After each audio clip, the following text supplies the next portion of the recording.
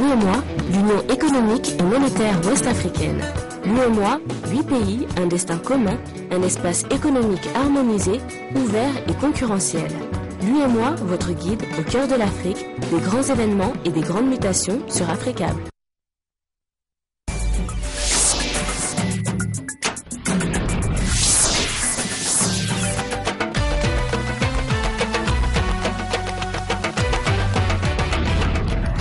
Mesdames, Messieurs, merci de nous rejoindre sur Africable Télévision. Voici les titres de ce journal.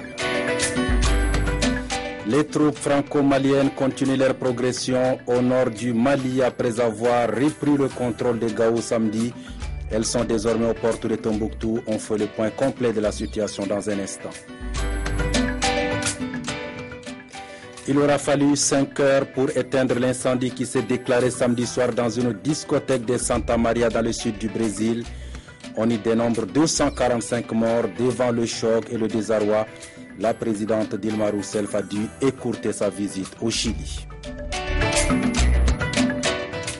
Coupe d'Afrique des Nations 2013, on connaît désormais les 2 qualifiés de la 3e et dernière journée de la phase des poules. Il s'agit de l'Afrique du Sud, pays hôte, et du Cap-Vert. Évidemment, la surprise de cette 29e Coupe d'Afrique des Nations. Merci, bienvenue, bonsoir à tous. 17 jours après le début de l'intervention armée, l'offensive contre les islamistes progresse. Après Gao, les vaillantes troupes franco-maliennes mettent le cap sur Tombouctou. Elles sont désormais aux portes de la ville sainte sous le vivat de la population. Les forces franco-maliennes continuent leur progression au nord du Mali. Après avoir repris le contrôle de Gao ce samedi, elles sont arrivées aux portes de Tombouctou la nuit dernière. L'armée a procédé à une trentaine de sorties aériennes avant d'atteindre ses objectifs ces 2 derniers jours. Les islamistes tiennent cependant toujours la ville de Kidal, la 3e agglomération de la région. Les troupes n'auraient pas rencontré de résistance, cette fois de la part des islamistes qui ont pris la ville l'an dernier et détruit des vestiges classés au patrimoine mondial de l'UNESCO.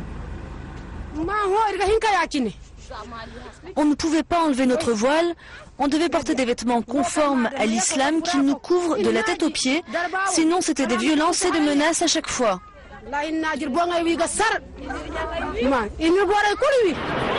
Washington a apporté son soutien à l'opération en assurant des ravitaillements. Du côté de l'Union africaine réunie à Addis Abeba ce dimanche, les chefs d'état-major des pays voisins ont porté à 7700 le nombre de soldats engagés dans le cadre de la force d'intervention de l'Afrique de l'Ouest, soit 2200 de plus que prévu.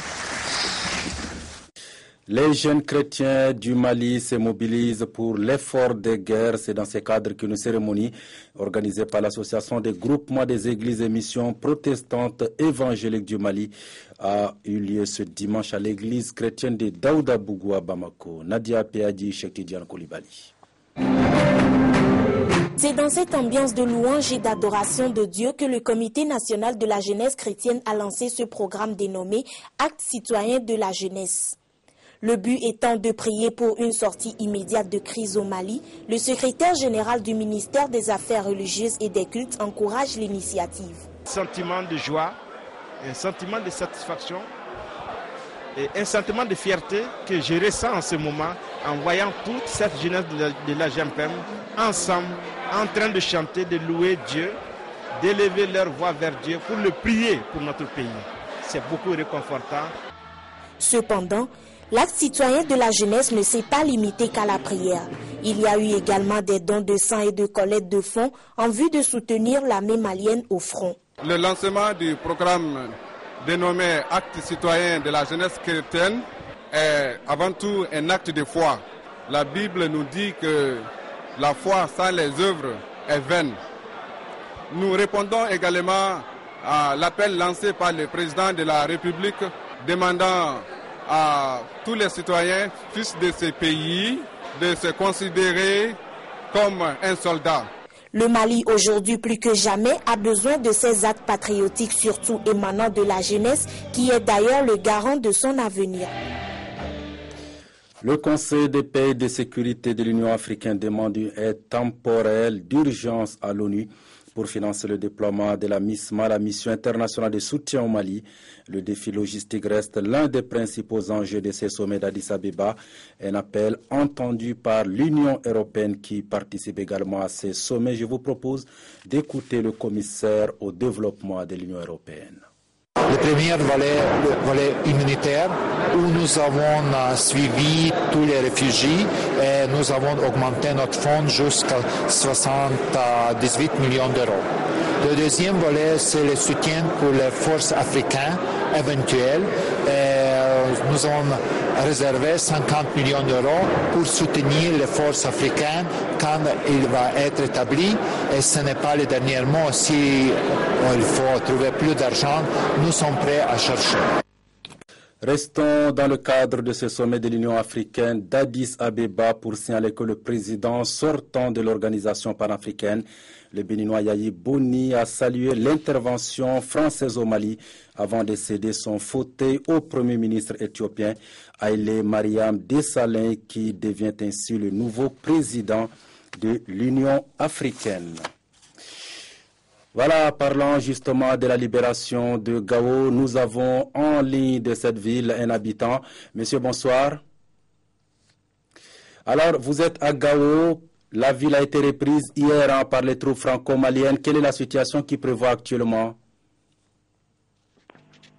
Oui, justement, après le contrôle de l'aéroport de Gao et du pont de Wabaria par les forces françaises et maliennes, la nuit du vendredi, et juste après, il y a eu l'arrivée des contingents tchadiens et nigériens, sans oublier une partie de forces maliennes basées au Niger qui ont effectué le déplacement sur Gao.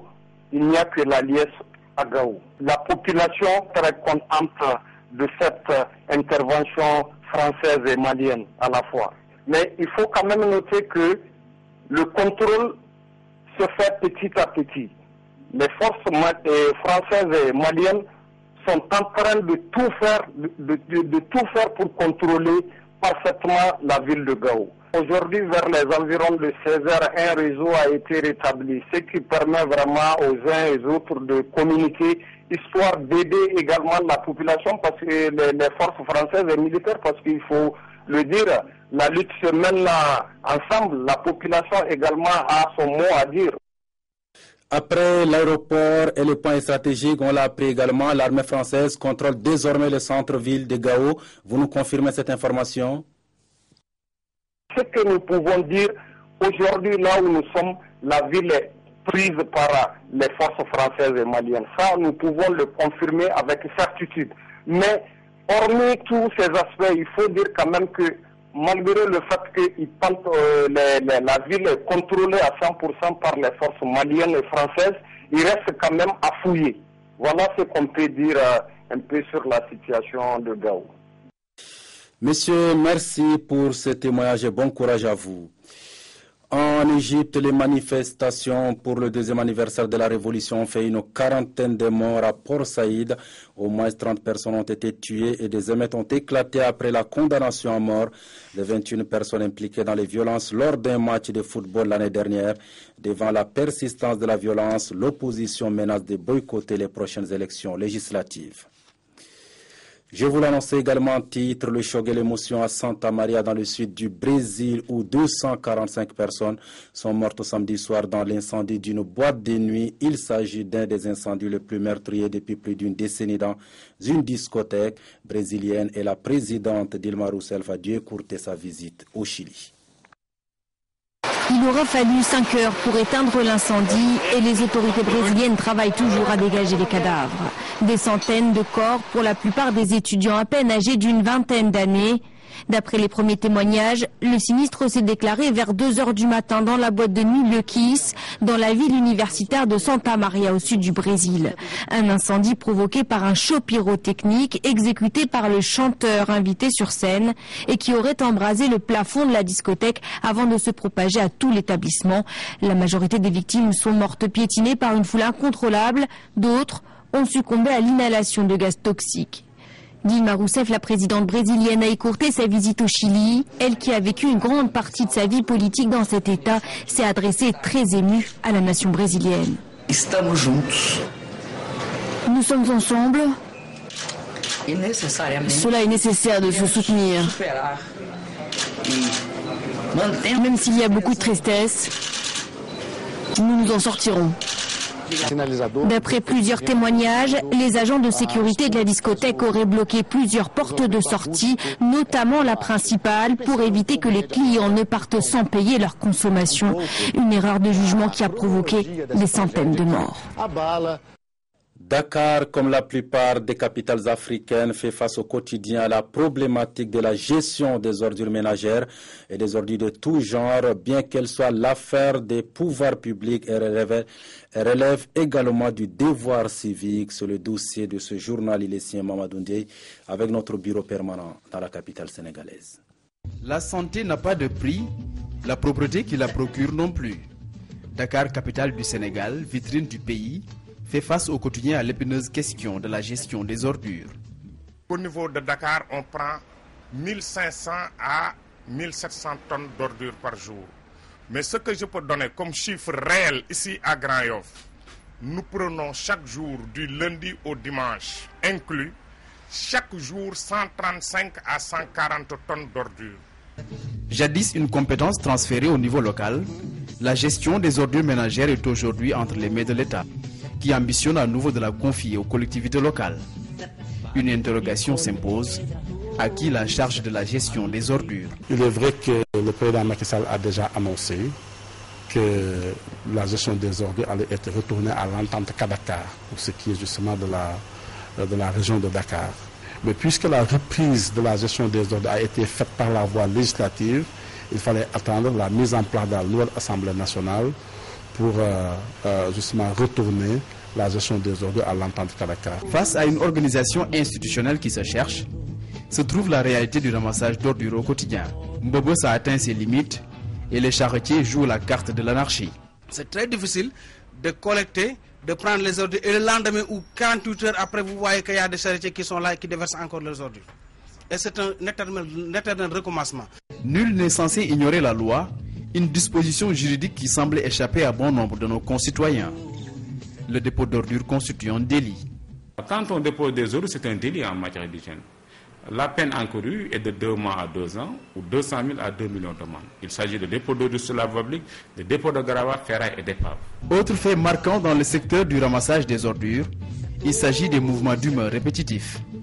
Une situation qui, selon les acteurs, est due au fait des retards de salaire et une mise en œuvre de la convention collective des travailleurs du nettoiement, qui tarde à être appliquée. Si nous avons constaté ces grèves cycliques depuis presque 10 ans dans le secteur du nettoiement, 80% des grèves sont dues soit au retard des salaires et à l'équipement du personnel. Les 20% nous l'attribuerons peut-être à l'équipement et à la convention que nous réclamons depuis plus de 5 ans. La gestion rationnelle et efficace des ordures doit être l'affaire de tous, car nettoyer est une bonne chose, mais ne pas salir est encore mieux. On en vient maintenant à la Coupe d'Afrique des Nations 2013. L'Afrique du Sud, pays hôte, et le Cap-Vert vient donc de se qualifier pour les quarts de finale de cette 29e CAN. Au compte de la 3e et dernière journée de la phase des poules, les Bafana Bafana et les Lions de l'Atlas du Maroc ont fait match nul, 2 buts partout. Dans l'autre match, les requins bleus du Cap-Vert ont battu les Palanclas Negras d'Angola par 2 buts à 1 à 21h. Yacouba Dansoko reviendra plus en détail sur cette journée dans l'émission. Ça se passe en Afrique du Sud. Voilà qui marque la fin de ce journal. Merci de l'avoir suivi. Passez d'excellents moments en compagnie d'Africa Télévision et surtout bonne reprise de travail demain à toutes et à tous.